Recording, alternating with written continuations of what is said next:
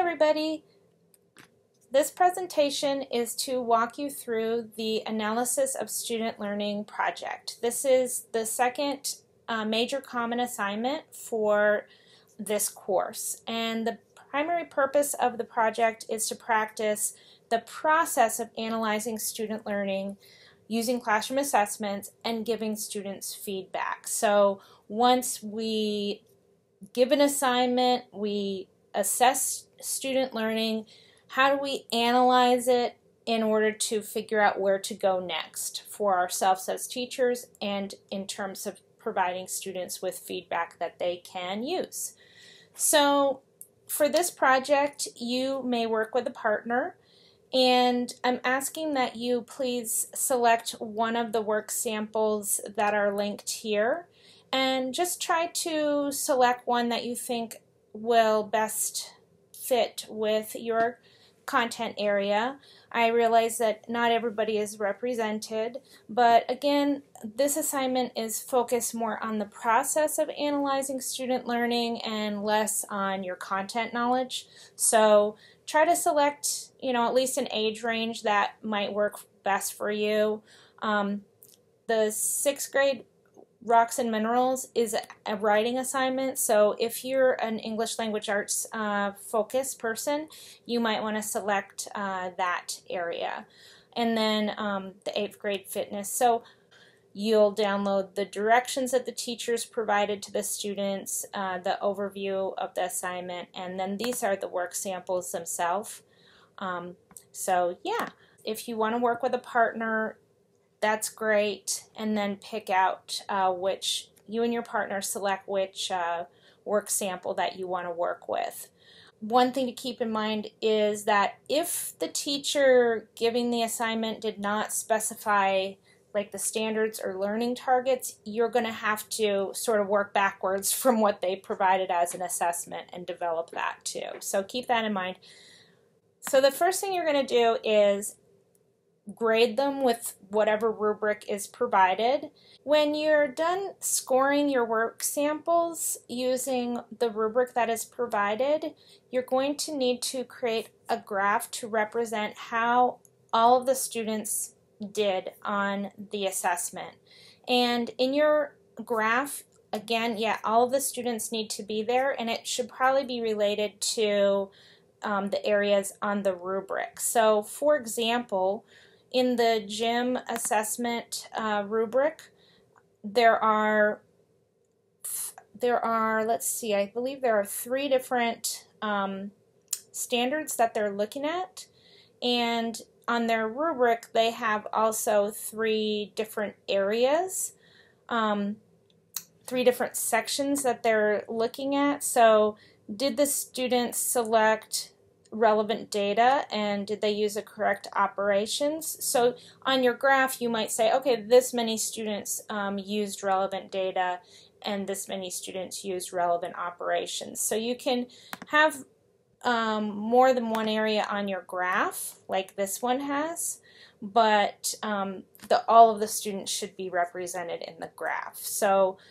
for an example, in this representation, I can tell that the students didn't have a problem with their grammar or spelling, and most of them didn't really have too much problem with their clarity of their definitions, but it looks like the content actually needed improvement. So if I was giving feedback, which later you will do, that might be an area for me to focus on. So the reason it's important for you as a teacher to summarize your whole class is so that you as a teacher know where to go with your whole class as a whole, and then you're going to be focusing on specific students to give feedback to, and that's to sort of practice that differentiation piece. This document is your directions. It also has the prompts for the project.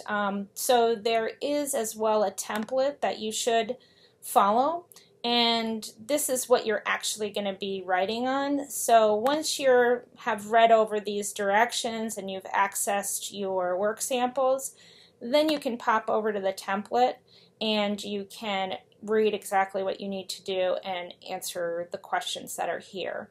So to start out with, you're going to discuss what the task was, what the learning targets are, and the main thing to keep in mind, folks, is this is like your final exam as well.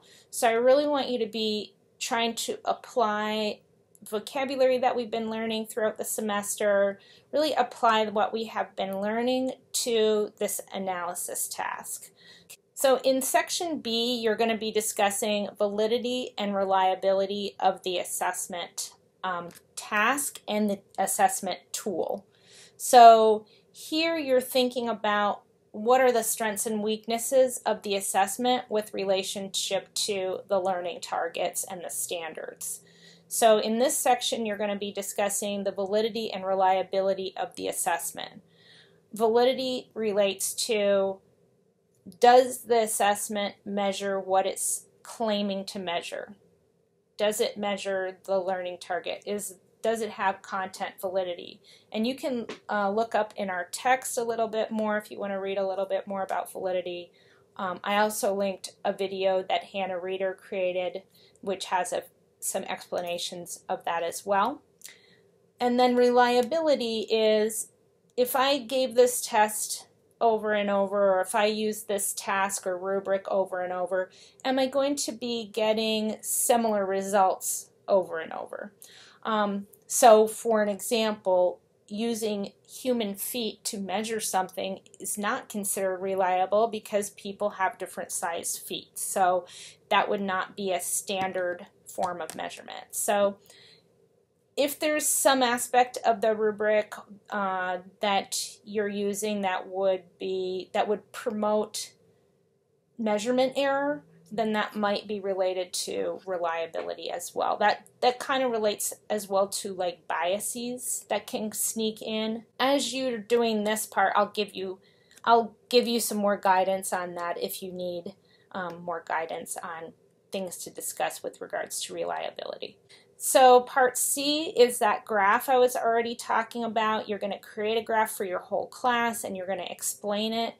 Again, please don't just focus your graph on your 3 focal students. You're doing it for your whole class.